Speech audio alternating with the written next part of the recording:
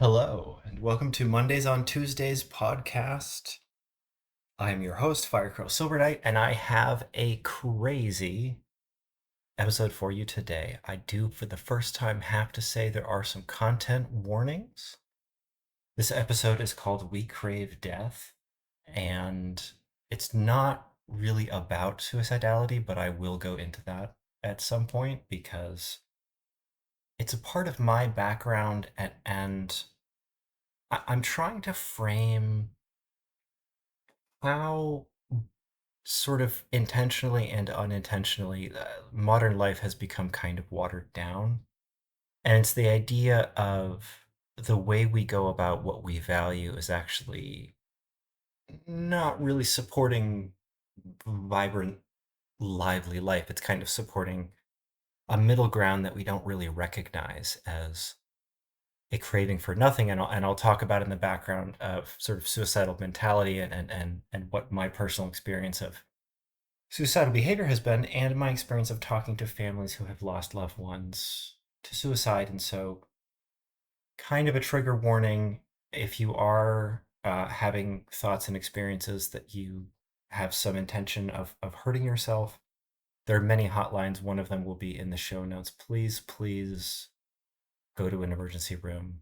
Uh, they are very good at taking care of you while the crisis passes. And I do believe it is temporary. Even if you don't, I believe that deeply enough for both of us. Um, that not being the case, the hotlines can help with sort of non-emergency crisis level. And then after that, my honest advice as someone who has survived suicidal ideation several times, one time which involved going to a hospital, it is this. Don't ever stop feeling your feelings and don't ever stop talking to people. The way suicidality actually works is it convinces you that no one is listening. And that may be true on an individual basis, but it is not true overall. And as long as you keep talking to people, I believe you can weather the storm. I'm also going to talk a bit about why it is that I feel like it's important to talk about the sort of pursuit towards sterility and non lifeness that's led to kind of dysfunction. And I'll start that by talking interestingly about the the paradox, which is on one hand, it looks like society is being run by a group of supervillains. And then upon closer inspection, they all seem like such idiots. And that's such a strange thing to sit with. Like, how, how if this is some grand design to take over, a country full of so many intelligent and vibrant people, are the sort of agents of our demise such screw ups? And I have a very simple explanation for that I will get into after the break. But for now, I'll give a small update on Compare Basic. So I've spent the last sort of month or two mostly taking care of my actual income, my day job. Being back in restaurants is fantastic. Finally feel like I've broken into the line cook space as someone who like actually can do this, not just like someone who can, do it some of the time. I've had a few really busy shifts. I can cook the entire menu where I work, and be someone in the kitchen who really makes sure that people get their food, and it's cooked well and they're happy about it, and that feels wonderful. It also means that I took a look at the code for Seneca that I wrote in a panic and deleted a whole bunch of stuff. But it looks like that foray into Python was fantastic because it really did surface the components I had built that were just a bit too complex. It's like it's cool that I can write complex stuff, but the kind of like multi-tiered handler for web requests, that's gone. The crazy complex nested hierarchy template engine, that's gone. And as I rolled these things back, I finally really nailed down the memory manager efficiency, and it is a beautiful thing. And I'm hoping it's the kind of simple, really core concept that can lead not just to a fantastic runtime, but to really, really good computer science education so that this becomes a explanation of computing as well as a computing system.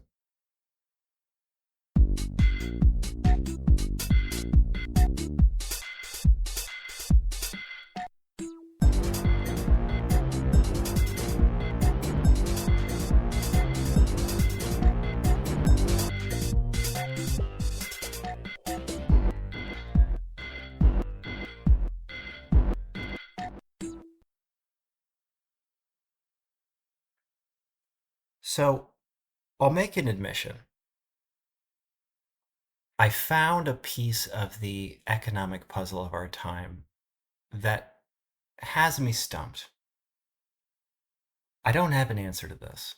And to put that in context, I have been sort of blurring the lines of qualification and always overcoming my sort of job hoppiness and clear sort of carelessness towards sort of authority structures and very obvious admission that I'm kind of a personality conflict person at work, and making up for that by having some nuanced skill set within technology or talking about my elaborate home cooking and cleaning strategies. And so I've always had some way to overcome the challenges I can see, and there have always been challenges, and I've always kind of been able to sort of walk through the flames unscathed kind of thing. But this thing that I have found about the economy has me truly stumped, and here's what it is.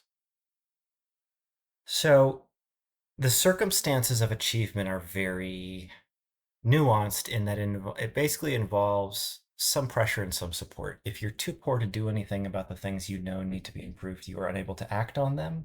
And if you are too comfortable to be exposed to the challenges, you are out of touch and unable to act on them as well, even if you have, all the resources and support in the world. So that middle ground of struggle and resources, the time to think through something, but also the exposure to experience something you would not have chosen to experience, it's what creates the sort of magical overcoming challenge growth that produces the actual stuff that the economy actually derives wealth from, and then it gets bought and sold and traded and all that kind of stuff. But this combination of pressure and support is what actually creates stuff and services, and it's where wealth actually comes from before we categorize it in money over here, money over there. For some reason, capitalism is designed to take people who find that perfect balance and remove them from that perfect balance. So once you have the conditions to be successful, you are flushed with so much responsibility, so much demand, maybe in the form of so many orders from customers that you can't handle them, or so much wealth that you spend all your time moving into a more comfortable place, changing your friends groups, going on vacation. You don't have that combination of the exposure to what needs to happen and the resources to do something about it. And so basically, capitalism has been producing idiotic business people since the beginning of capitalism. It just can't stop spitting them out.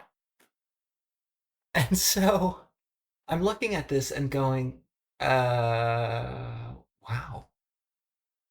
I don't actually think this is the grand design of a few brilliant people or even the pileup of a whole bunch of the mentality of a bunch of cynical people. I think that those cynical people are taking advantage of a bad situation. And I think the economists who have been trying to gaslight everybody and that everything is fine may or may not have been aware of this, because honestly, when I look at it, I don't know what to do. I mean, a worker owned company has the value of people who are involved actually making decisions. That's kind of a start, but they won't face the same circumstances that made them such an amazing, corner store, hole in the wall restaurant, manufacturing company when they were, fresh out of college before they all had kids and they're hungry, or they've just been through the stress of parenting and now their kids are teenagers and they're fresh with ideas from all they've been through. Those moments in time don't happen again. And so no matter what the circumstances are, if you are an inspirational problem solver because you have kids, or you're an inspirational problem solver because you don't yet have kids, or you're an inspirational problem solver because you're 85 years old and you've seen a whole bunch of stuff, those moments won't happen again. And so, as capitalism rewards people for a moment in time and gives them authority as if that moment will exist forever, it slowly creates inaccurate, idiotic leadership. And I don't know what to do about this. But what I will say, or what the episode title is actually about, is that it's come to my attention that our approach to food safety is quite literally dead things are safe. Like, We heat things to a temperature where all the bacteria grows. We use chemical solutions such as bleach and vinegar that provide acidity, or salt, which has a very strange dehydrate the molecules even in a liquid solution, which is confusing and very interesting. But generally speaking, the deader the better when it comes to food safety. And now it's come to the attention of a number of scientists, and it's, probiotics are all the rage. Gut bacteria, gut biome supposedly even creates serotonin, which may be as powerful as antidepressants for alleviating depression. And so we have a gut biome in our body that needs to be very much alive, that we keep feeding dead stuff.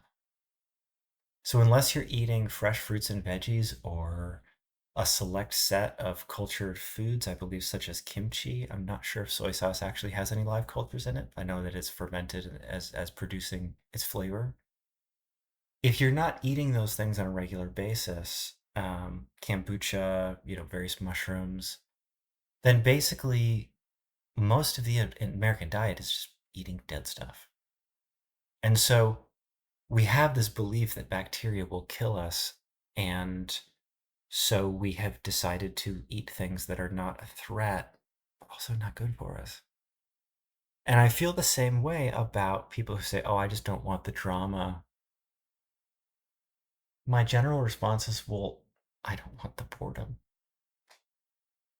And that's incredibly offensive in a certain sense, because people are like, are you going to bring the drama? And there have been times that I have. There have been times that I was in workplaces where I knew that as long as an issue that was happening on a small scale, it would go unsolved, possibly forever. And I decided to make it bigger. And the saddest thing is that then it was solved. When I didn't deliver a project that I could have taken steps to deliver, to highlight a dysfunctional thing on the team that then got the attention from the managers and they actually addressed it, um, I went home happy. I had caused drama intentionally and I went home happy. And that's disgusting. I know that. But consider this: no one watches a movie or plays a video game where the hero grows up in a suburban neighborhood, goes to a good school, and gets a job that they keep forever. No one would watch that movie. No one would make it through the streaming service because it's boring. And so I feel like, just like in our diet and culinary world, we've really gone after this, if it's dead, it's safe. We have a similar approach to the careers we advocate for our kids. We have a similar approach to the business strategies that get tossed around the boardroom, or our political candidates. Don't talk about that, it's controversial. Don't take a stand on that, it's controversial. And as a result, we get just like such watered down, dumb elections that have now led to some of the most terrible things I never thought I would see happen in America. And so we watch movies that are full of drama. We browse social media, totally full of drama. Music, it's intense, it's emotional. I kind of want to make friends with people who say, "Hey, can you tell me something emotional? Can you tell me something dramatic? Can we go out and experience some crazy, intense, challenging things that make us really feel like we're alive? And can we eat some raw food that's full of flavor, quite possibly fermented?" Because I think it's about time we take a good look at what life means here in the great US of A in 2026. Because I'm starting to feel a bit like we are craving death. And my personal experience of being suicidal is that I am a person who knows a lot about human physiology through my study of martial arts, and I'm just a curious dude. And also, I know a lot about mechanical power leverage, um, a little bit of, not a whole lot of like physical engineering, but definitely a lot of what momentum can do and how to build things, how to break things. And what I found is that when my life got to a point where the purpose was gone, for personal reasons I won't get entirely into, but basically I had plenty of money. I had a good career. I was in the process of the end of my first marriage, and that was very tough. But I had a family that, I was still in touch with. We had good conversations. Generally speaking, my life looked pretty good on paper, but the purpose was missing. What happened was my subconscious mind began solving the problem of me being alive, as if dying was a good thing. And it was like a movie playing in the back of my mind. Oh, you could die this way, you could die this way, you could die this way. And I definitely won't go into what they are, because if anyone listening to this is anywhere near that, believe me, you are not going to want more strategies bouncing around your head. And it was the weirdest thing. It was like if you were hungry and you began coming up with various ways to get food, and you can't stop, no matter what you try to do, you can't stop thinking about this type of food, that type of food, maybe I could go there. It's because there's a problem solving side of our minds that solves whatever problem it thinks is best for us, whether it is our under our conscious direction or not. And in my opinion, because I'm, a patient, not a doctor, I've done a whole bunch of research. I've talked to people who have survived, friends and loved ones who have taken their own lives, but I'm not actually a doctor. So this is from my experience. It just kind of seems like that problem solving engine in your mind gets pointed really in the wrong way. And my experience of craving death is quite literally craving death with plans and compulsions, and it gets more it starts to feel better and better over the weeks and months that I experienced it. It started to feel better and better, and that was the most terrifying part. Like at first it was like, that's terrifying, I would never do that. And then as it got, warmer and more appealing, I eventually checked myself into a psych hospital, and I was just like, look, like and there, I did have a friend who explained to me that like what I was explaining to them didn't end well. And I basically just told the doctors, I don't think I can walk out of this one alive, because it's growing and I can't stop it, and I have the talent to pull it off. I but what I'm seeing in my own head is convincing in a terrifying way. And so when I think about the amount of discussion of, oh, I don't want the drama, of, oh, that person's just always in a bad mood, I don't want to hear about it. And then they watch like reality TV that's all about the drama. They watch movies that are all about the drama. I can't help but wonder if there is a loss of purpose that is resulting in a self sabotage aspect that is not actually suicidality, but it's in the same direction. It's kind of like, here's the question I would pose at the end of this. Are we as Americans, and is American culture sanitizing our lives the way we sanitize our food, with the belief that dead things can't hurt us? With that, I'll see you next week.